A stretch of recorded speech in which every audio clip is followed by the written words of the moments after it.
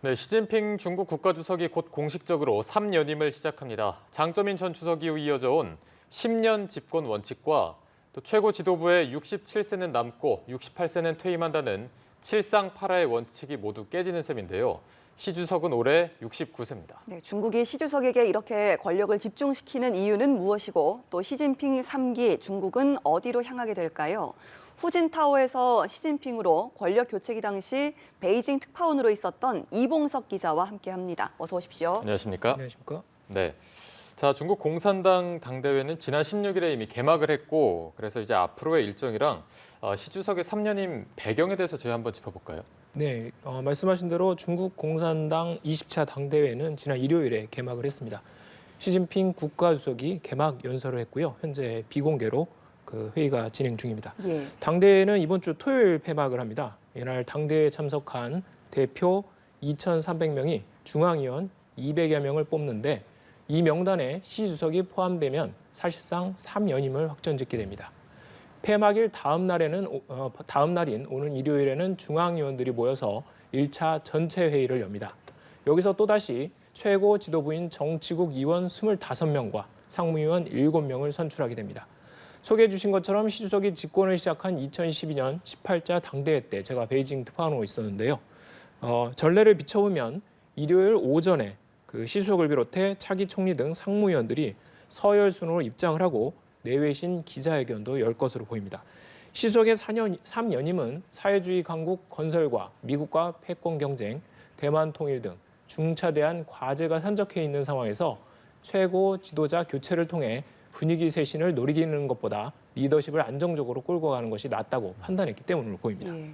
지금 벌써부터 뭐 4연임, 종신집권 이런 이야기도 나오고 있는데요. 시 주석의 3연임 가능성이 좀 뒤집힐 가능성은 없는 겁니까?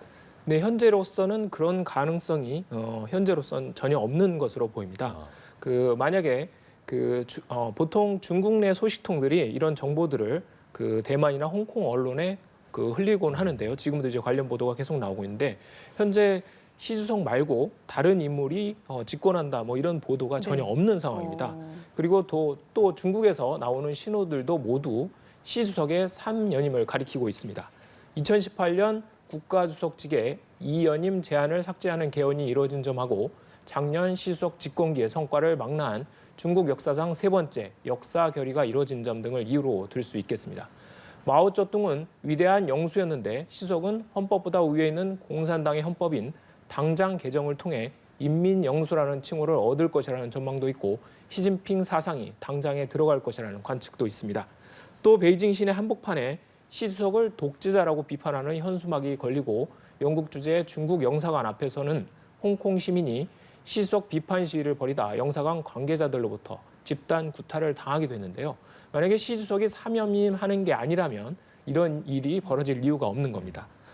또 4연임 또는 종신집권은 공식 직책으로 본다면 가능성이 좀 떨어지는 것으로 분석이 되고 있습니다. 현재 상무위원들을 중심으로 하는 집단 지도체제는 마오쩌둥의 1인 지배나 덩샤오핑의 원로 지배에 대한 반성에서 나온 건데요. 당대회 개막일에 시 주석은 집중 통일 영도를 언급했는데 상무위원회의 집단 지도 체제는 유지하면서 시 주석에게 권력이 한동안 집중되는 개념으로 풀이됩니다. 또 다만 시 주석이 3연임에 그치더라도 이후 후계자에게 당권인 총서기직, 국가수반인 국가주석직, 군 통수권을 가진 중앙군사위원회 주석직을 차례로 물려주면서 한동안 상황으로 남아있을 거라는 관측도 있습니다. 네, 이제 말씀해 주신 것에 따르면 3년이면 거의 확정되는 분위기이고 그동안 이제 시 주석이 집권하는 동안 중국몽을 굉장히 강조하지 않았습니까? 앞으로 시진핑 집권 3기는 어떤 모습일지 어떤 키워드 같은 걸 정리해 볼 수 있을까요? 네, 앞에서 작년에 중국 역사상 세 번째 역사 결의가 있다고 말씀을 드렸는데 네. 중국은 신중국 시기를 크게 세 가지 마오쩌둥, 덩샤오핑, 시진핑 시대로 구분했습니다. 마오쩌둥 시대를 대표하는 단어는 역시 혁명이고요. 덩샤오핑 시대는 개업 개방 또는 시장이라는 단어로 압축될 수 있을 것 같습니다. 시 주석은 지난 10년간 중화민족의 위대한 부흥을 뜻하는 중국몽을 외쳤는데요. 집권 상계는 이런 기조가 더 강화될 것으로 보입니다. 또 이를 실현하기 위한 시 주석의 통치 철학은 신시대 중국 특색 사회주의인데요. 시 주석은 지난 일요일 당대회 개막 연설에서 중국 특색 사회주의를 21번이나 언급했습니다. 중국식 사회주의 현대화를 추구하겠다는 겁니다. 시 주석은 공동부유도 실현하겠다고 강조했는데요. 공동부유는 덩샤오핑이 흑묘, 백묘론을 주창한 이후 양극화가 심해지자 이를 해소하기 위해 등장했습니다. 하지만 시 주석은 공동부유 언급 수위를 조절하는 모습도 보였습니다. 네, 말씀하신 것처럼 공동부유에 대한 속도 조절에 나선 이유가 따로 있을까요? 시 주석에 대한 악재와 관련이 있다, 뭐 이런 얘기도 있더라고요. 네, 그렇습니다. 그 전에 마윈 알리바바 창업자가 금융 당국을 공개적으로 비판을 한 일이 있었는데요. 이후에 중국 당국은 이 공동 부유를 명분으로 빅테크 기업에 대한 대대적인 조사와 규제에 나섰습니다. 또 부동산 개발 기업의 부당 이득을 차단한다는 이유로 강력한 돈줄 제기에도 나섰습니다. 하지만 공동 부유는 많은 부작용을 낳기도 했습니다. 빅테크 규제로 주가가 급락했고 부동산 기업 조사로 중국 경제의 30%를 차지하는 부동산 경기도 침체에 빠졌습니다. 가뜩이나 코로나 봉쇄로 경제가 어려운데 경제의 근간이 흔들리고 있는 겁니다. 실제로 중국은 올해 경제 성장률 목표를 5.5%로 잡고 있는데요. 1분기 4.8%, 2분기 0.4%를 기록한 데 이어 3분기는 3% 안팎에 머물 것으로 관측됩니다. 3분기 성장률 발표는 원래 어제로 예정돼 있었는데 당대회가 진행 중이고 시 주석의 3연임 확정을 앞둔 상황에서 부정적인 영향을 미칠 것을 우려했기 때문인지 이례적으로 무기한 연기됐습니다. 서방 또 공동부유 수위 조절이 서방 세계의 사회주의 경제 회귀 우려를 고려하는 것이라는 그런 분석도 있습니다. 네, 지금 뭐 미중 간의 패권 경쟁이 계속해서 심화하고 있는 상황인데 뭐 대만 통일 문제도 그렇고 앞으로의 미중 관계는 좀 어떻게 전망하십니까? 네, 우선 미중 패권 경쟁은 트럼프 미국 대통령 때부터 이제 본격적으로 시작이 됐고요. 그리고 또 바이든 정부 들어서는 오히려 더 심해진 그런 모습을 보이고 있습니다. 트럼프 대통령은 혼자 중국 때리기에 나섰다면 바이든 대통령은 동맹들을 불러 모아서 중국을 때리고 있다. 이런 말도 있는데요. 인도태평양 경제 프레임워크와 반도체 연합, 치포 등을 들 수 있겠습니다.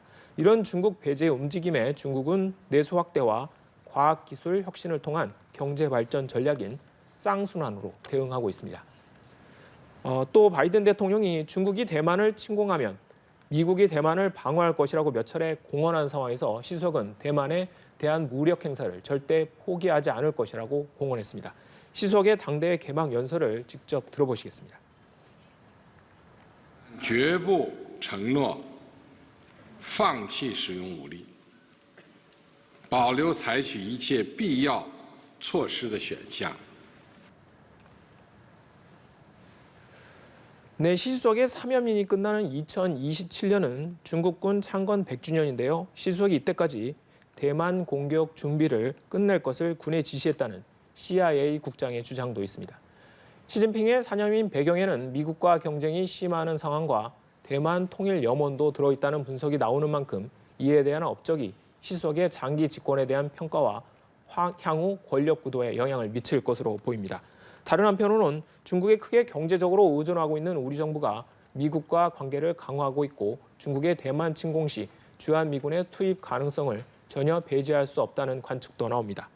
우리나라뿐만 아니라 세계가 시 주석의 3연임을 관심 있게 지켜볼 수밖에 없는 이유입니다. 네, 조금 전에 들어온 소식 좀 전해드리고 대담 이어가도록 하겠습니다.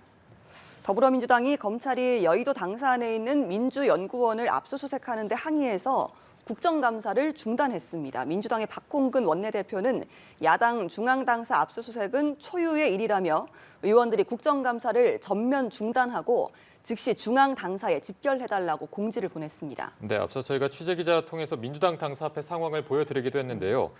검찰은 오늘 오후에 민주당사 앞에 도착해서 오전 정치자금법 위반 혐의로 체포한 김용 민주연구원 부원장과 관련해서 민주연구원의 압수수색을 시도했던 상황이었습니다. 저희가 관련해서 추가로 들어온 소식은 들어오는 대로 전해드리도록 하겠습니다. 네, 알겠습니다. 대담 이어가도록 하겠습니다.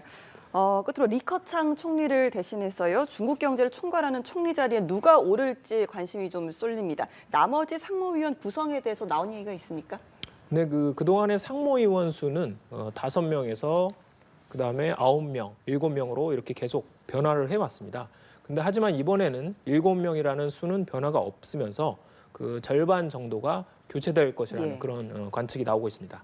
그러니까 3명에서 많으면 4명까지 교체될 수 있다는 건데요. 관심은 역시 시자진으로 불리는 시 수석의 측근이 얼마나 많이 그 상무위원회에 진입하느냐 그런 겁니다. 오늘 월스트리트 저널은 소식통을 인용해 리창 상하이시 당서기와 리시 광둥성 당서기, 딩쉐샹 당 중앙 판공청 주임이 상무위원회에 진입할 것이라고 보도했습니다. 홍콩 사우스 차이나 모닝포스트는 이들 3명에다가 천민월 충칭시 당서기도 유력 후보라고 전했습니다. 모두 시 수석이 지방 또는 중앙 정부에서 근무했을 때 최측근으로 일했던 인사들입니다. 예. 특히 월스트리트 저널은 상하이 방역 실패에 책임이 있는 리창 당서기가 후임 총리로 거론된다고 알렸는데요.